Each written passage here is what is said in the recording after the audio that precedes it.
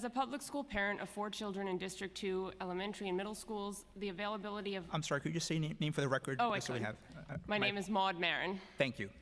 And as I said, as I'm a public school parent of 4 children in District 2 in elementary and middle schools, the availability of college preparatory high schools is of great concern to me. I'm also the vice president of the Community Education Council for District 2, which is the largest school district of our city. And in that capacity, I have heard from hundreds of other parents over the last 6 months about how the mayor's plan to replace the SHSAT with a 7% quota system for specialized high school admissions will negatively impact their children and their children's ability to access the education they need and deserve. All children deserve access to an education that honors their interests, their aptitude, and their willingness to work towards their goals.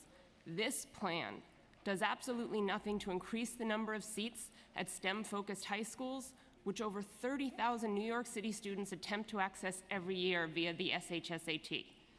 In District 2, approximately 19% of students attend specialized high schools each year. A drop to 7% would drastically reduce the number of seats available to District 2 students while not creating any other comparable education elsewhere, and that's unacceptable.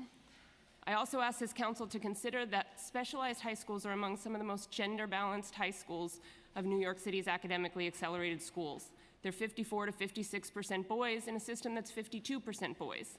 The mayor's plan is a disaster for bright boys who fare much worse under the subjective grading standards used in multiple measures admission schemes. I ask this council to support parents in rejecting this flawed proposal and to join us in demanding more specialized high schools.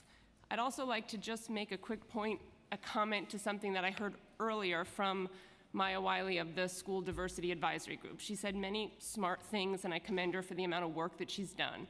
But she said that, and I'll quote, "Our principles and goals are the same," referring to the group that was together. And she also said, and I'll quote, "Not one minority report was attached to it."